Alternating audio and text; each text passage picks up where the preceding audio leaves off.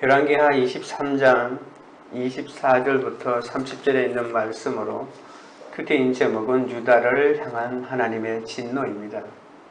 요시야는 이스라엘을 범죄하게 한 북이스라엘의 초대왕 여로보암이 세운 제단과 산당과 우상을 헐고 압고 불사릅니다. 이것이 약 300년 전에 하나님이 유다의 선지자를 북이스라엘로 보내 여로보암에게 예언하게 하신 심판이 그대로 이루어진 것이죠. 요시야는 북이스라엘의 여러 왕이 여호와를 경노하게 한 산당들도 다 제거합니다.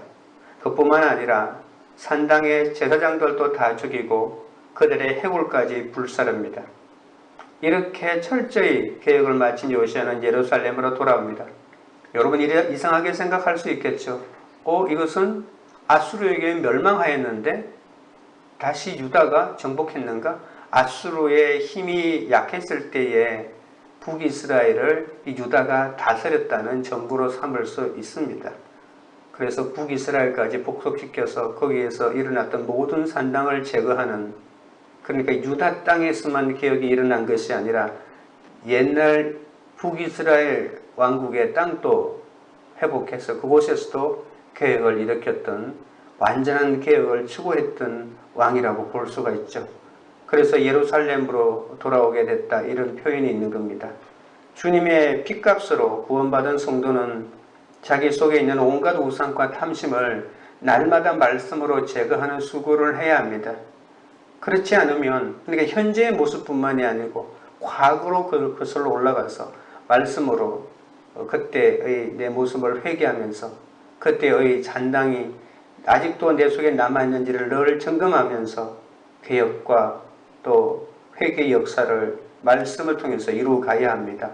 날마다 나의 세상 가치관을 십자가에 못 박지 않으면 언제 그 가치관이 되살아나서 내 자식을 우상 삼고 또 세상의 가치를 우상 삼을 수 있는 확률이 많기 때문에, 그래서 날마다 말씀을 듣는 구조 속에 있는 것이 중요하고 말씀이 있는 공동체로 돌아가는 것이 진정한 개혁을 이루는 것이라고 볼 수 있습니다. 한번 회개했다고 사람이 완전한 거룩한 사람으로 바뀌지 않기 때문에 날마다 말씀으로 사건을 해석할 수 있는 말씀이 있는 공동체가 그만큼 중요한 것입니다. 또한 요시야는 사사시대부터 제대로 지키지 않았던 유월절을 온 백성이 언약책에 기록된 대로 여호와를 위해서 지키게 됩니다. 유월절은 출애굽을 기념하는 날이잖아요. 이스라엘 민족이 함께 경험했던 구원의 하나님 사건, 그것이 출애굽이거든요. 그리고 그것을 기념하는 것이 유월절이고, 그래서 유월절을 지키지 않았다고 하는 것은 이스라엘 민족을 탄생하게 만든 구원의 하나님을 잊어버렸다는 뜻도 됩니다. 그런데 요시야는 이 유월절을 성경에 있는 그대로 회복하고 모든 백성이 즐기게 되는데, 그것은 출애굽의 신앙을 다시 회복한 것이라고도 볼 수 있습니다. 성도는 주일만 지키는 형식적인 예배 생활에 만족해서는 안 됩니다. 예수 그리스도의 보혈로 내 죄를 사하시고 구원하신 하나님의 은혜에 감사하며 날마다 말씀으로 내 죄를 회개하고 말씀을 지켜 행하는 이 온전한 예배를 드려야 합니다. 오늘 이제 요시야의 마지막 사역에 대한 소개가 있는데 살펴보도록 하겠습니다. 첫째로 여호와께로 돌이킨 왕입니다. 24절입니다. 요시야가 또 유대 땅과 예루살렘에 보이는 신접한 자와 점쟁이와 드라빔과 우상과 모든 가증한 것을 다 제거하였으니 이는 대제사장 hil기야가 여호와의 성전에서 발견한 책에 기록된 율법의 말씀을 이루려 함이라. 여호와의 성전에서 발견한 책이 무엇이냐라고 학자들이 생각하는데, 이것은 아마도 신명기 12장부터 26장까지라고 거의 대부분의 학자들이 동의합니다. 왜냐하면 이 요시야의 종교개혁의 방향이 이 신명기 12장부터 26장에 나와 있는 내용과 거의 똑같기 때문입니다. 그것이 신명기 12장에서 보여주는 것이 하나님이 자신의 이름을 두신 한 곳만 두고 나머지 모든 산당을 제거하라고 하는 말씀이거든요. 그래서 그것을 원신명기라고 하는데, 그래서 신명기 12장부터 26장까지의 이 책을 발견하고 그것을 개혁의 토대로 삼았다고 볼 수가 있습니다.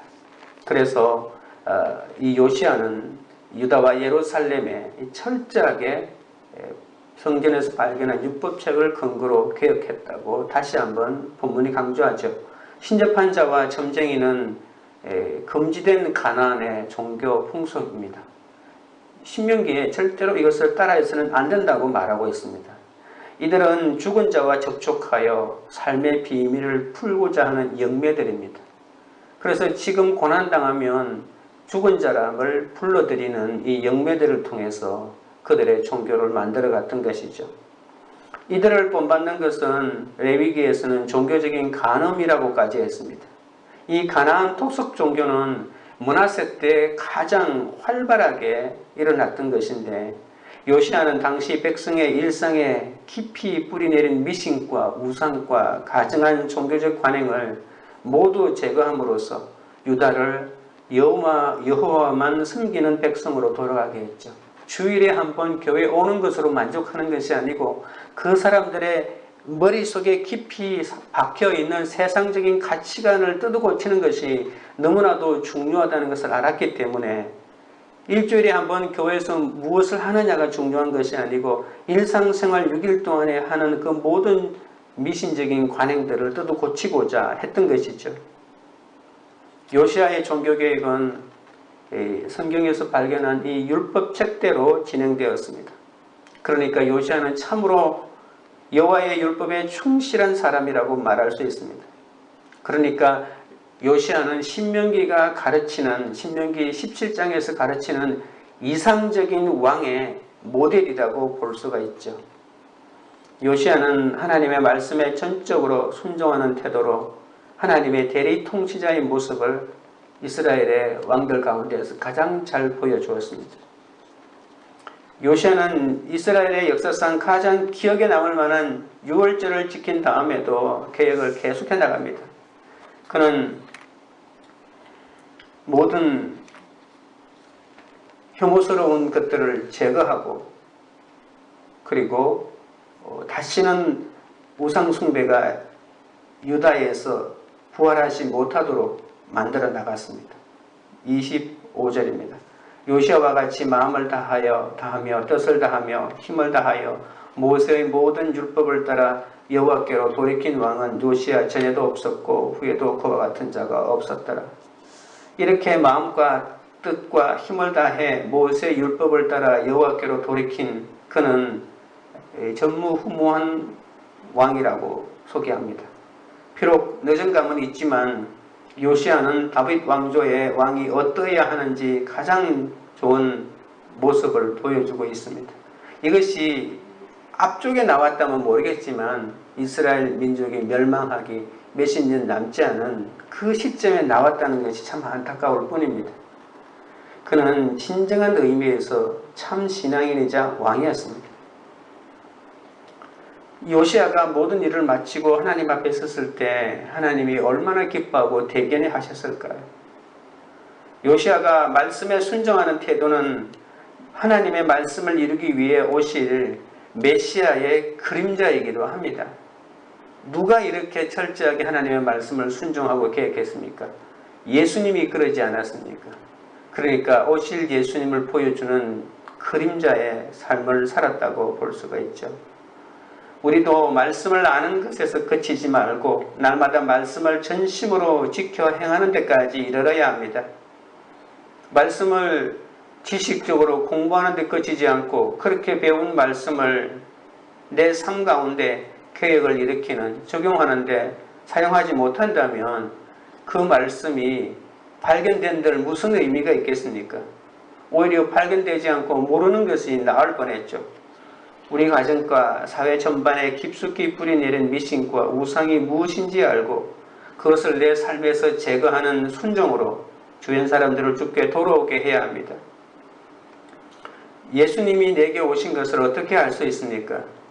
예수님이 오시면 말씀이 들리기 시작합니다. 교회를 아무리 열심히 나가도 말씀이 내게 들리지 않고 임하지 않으면 예수님을 죽이는 사람이 되고 맙니다. 큐티는 삶의 과정입니다. 하나님의 음성을 듣는 것이죠. 두려워하지 말고 성령님의 지혜를 구하며 말씀을 읽어야 합니다. 선한 마음으로 하면 성령님이 친히 가르쳐 주시죠. 말씀 깨닫는 지혜가 여기에 있습니다. 성령님이 함께 하시면 그 말씀을 온전히 깨달을 수 있습니다. 말씀을 깨닫는 지혜는 어떤 분들은 학력에 있다고 하는데 학력에 있지 않습니다. 예수님을 믿는 데는 차별이 없고 예수님의 말씀을 듣는 데는 학력의 차별이 없습니다. 말씀은 다른 사람이 아닌 자기 자신에게 적용해야 되기 때문에 그렇습니다. 말씀을 듣고 다른 사람에게 가르치는 것이 아닙니다. 깨달은 만큼 적용하는 것이 말씀의 은혜 가운데 깊이 들어가는 비결임을 명심해야 합니다. 적용 질문을 드립니다. 나와 우리 가정에 깊이 뿌리 내린 미신과 우상은 무엇입니까? 그것을 제하고자 마음과 뜻과 힘을 다해 말씀을 잘 다루고 있습니까? 둘째로 돌이키지 않으시는 심판에 대해서 살펴보겠습니다. 그러나 26절입니다. 그러나 여호와께서 유다를 향하여 내리신 그 크게 타오르는 진노를 돌이키지 아니하셨으니 이는 므낫세가 여호와를 경노하게 한 그 모든 경노 때문이라. 비록 요시야가 자신의 생애에 모든 것을 건 계획을 단행했지만 하나님의 유다에 대한 심판의 계획을 돌이킬 수는 없었습니다. 요시야가 여호와의 언약을 갱신하여 종교개혁을 철저히 하고 율법을 따라 6월절까지 온전히 지켜도 유다 백성은 여전히 여호와께로 온전히 돌아오지 않았기 때문입니다.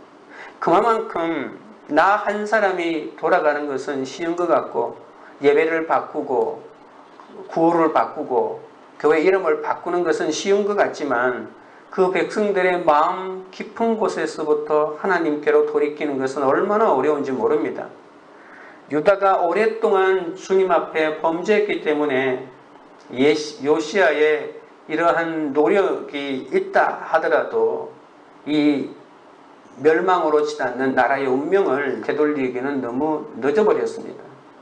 요시야의 헌신적인 노력으로도 안으로 깊이 병든 유다의 마음을 근본적으로 바꾸기에는 역부족입니다. 하나님의 말씀에 전적으로 헌신한 요시야와는 달리 백성들은 여전히 므낫세가 불러일으킨 종교적인 타락과 도덕적인 부패의 영향에서 벗어나지 못했기 때문입니다. 요시야의 할아버지인 므낫세가 유다 전체를 우상 숭배에 빠지게 한 악이 너무 뿌리가 깊었기 때문입니다.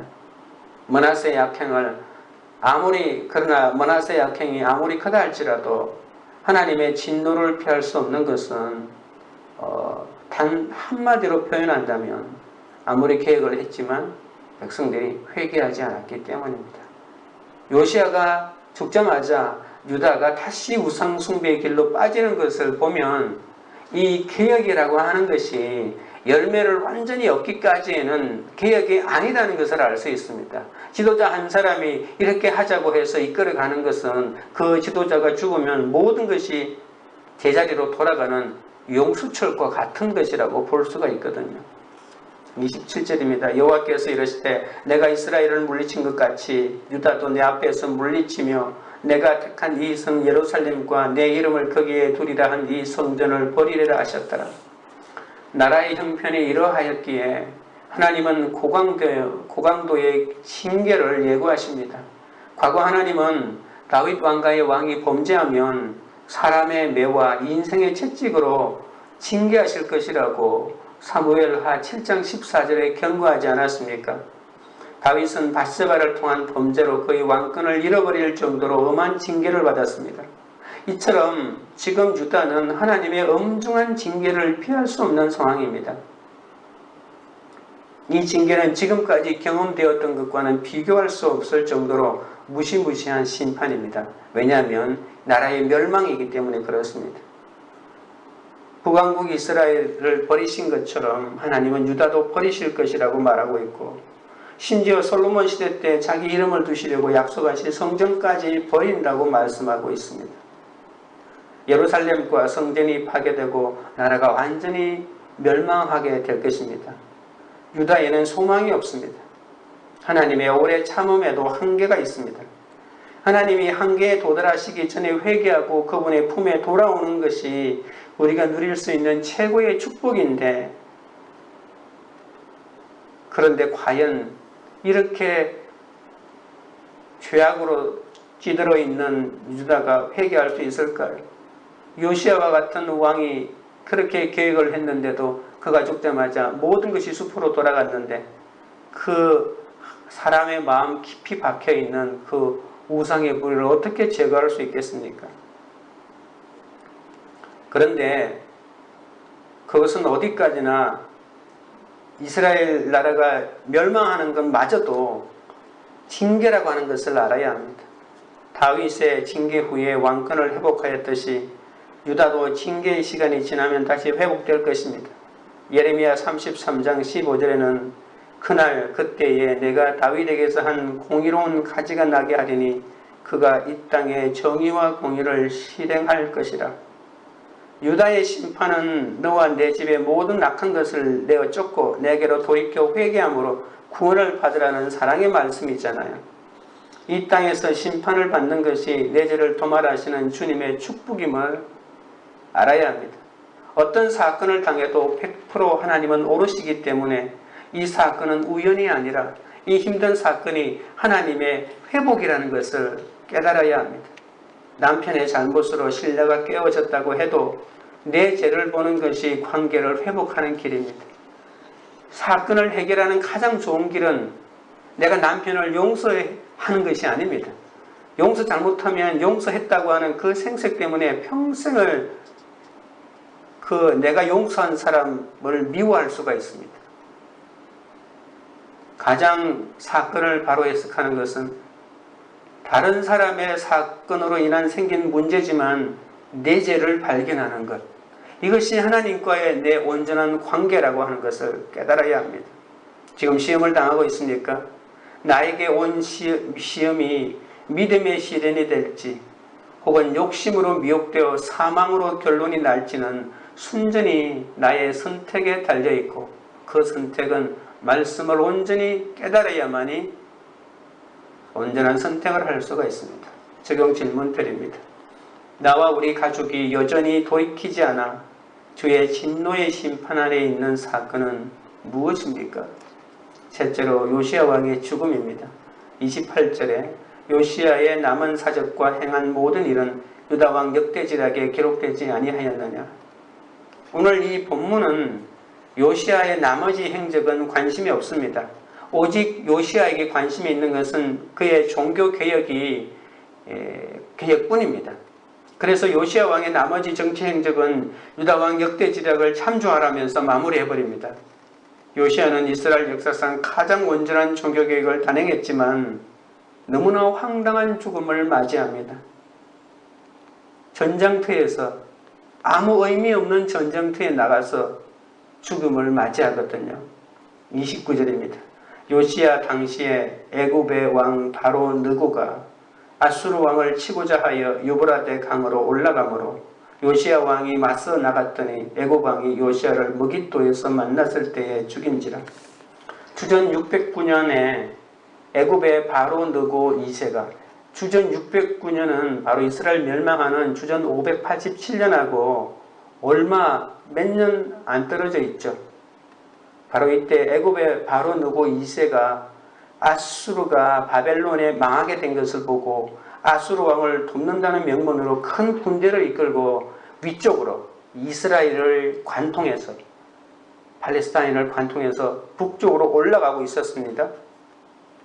근동에 새로운 세력으로 구성하고 있는 바벨론, 아수르가 멸망하자마자 바벨론이라고 하는 나라가 꿈틀거리면서 생기기 시작했습니다. 그런데 이 바벨론의 나라가 갑자기 커지니까 그래서 이 아수르의 멸망으로 몰아가고 있으니까 이 애굽의 남쪽에 있는 애굽이 아수르가 망하면 안 되겠다고 해서 아수르를 도와주려고 올라가고 군대를 이끌고 올라가고 있는 지경입니다. 그런데 요시야가 머깃도에서 갑자기 너는 못 올라가라고 하면서 애국 군대를 막아선 것이죠. 왜 막았을까요? 도저히 이해할 수 없는 일입니다. 당시 머깃도는 아수르에 편입된 지역의 수도였습니다. 그러나 규모가 작고 보잘것없는 유대 군대가 애국 군대의 적수가 못 되었습니다. 처음부터 무모한 대항이었습니다. 요시야는 이 전쟁에서 목숨을 잃고 맙니다. 요시야가 왜 이처럼 무모한 짓을 했을까요? 열왕기는 아무런 설명을 안 하지만 역대기는 너고는 여호와의 뜻을 받들고 출정하고 있다고 경고를 했는데도 요시야는 무모하게 그의 길을 막고 가로막다가 변을 당하고 맙니다. 그러니까 요시야는 국제 정세의 상황에서 이 애굽의 바로 느고가 아수르의 멸망을 막으러 올라가는 것이 자기 유다의 유익이 안 된다고 생각해서 그것을 막았던 것이라고 밖에 볼 수 없습니다. 8세의 남유다의 왕이 된 요시야는 26세의 종교개혁을 단행하고 유월절을 회복하고 전심으로 여호와의 말씀대로 살고자 애썼습니다마는 여호와께 칭찬받고 백성에게 존경을 받고 마음이 높아졌는지는 모르겠지만 죽게 물어보지도 않고 전쟁에 나갔다가 머깃도에서 이렇게 죽고 마는 것이죠. 개혁자 요시야의 죽음은 예상과 달리 너무나도 갑작스럽게 일어났기 때문에 그가 진행했던 모든 종교개혁은 중단되었습니다.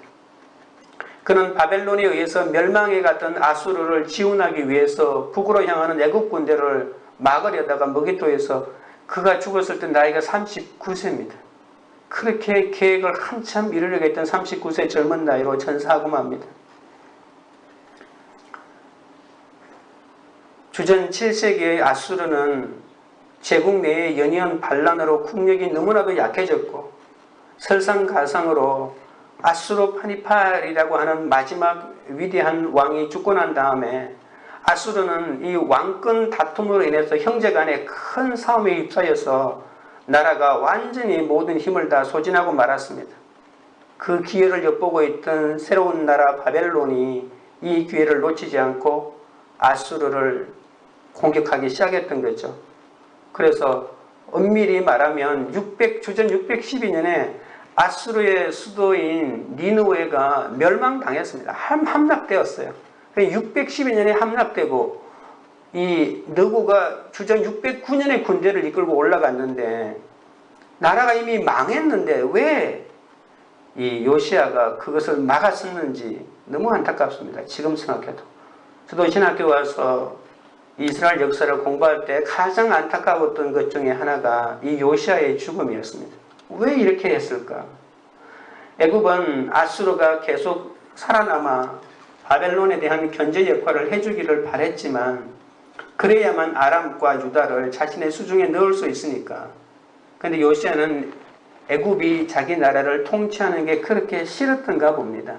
그런데 이건 하나님의 때가 아닌데 계획은 잘 이루었지만 이 판단 하나 잘못 때문에 그렇게 아깝게 전쟁터에서 죽고 말았습니다. 30절입니다. 신복들이 그의 시체를 병거에 싣고 머깃도에서 예루살렘으로 돌아와 그의 무덤에 장사하니 백성들이 요시야의 아들 여호아스를 데려다가 그에게 기름을 붓고 그의 아버지를 대신하여 왕으로 삼았더라. 요시야의 의도가 무엇이든지 그의 죽음은 너무나도 안타깝습니다. 죽음의 운명은 요시야같이 훌륭한 인물도 피해가지 않았습니다. 이렇듯 죽음은 선한 자에게나 악한 자에게나 모두 찾아옵니다. 자칫하면 허무하게 보일 수도 있는 것이 인간의 삶입니다.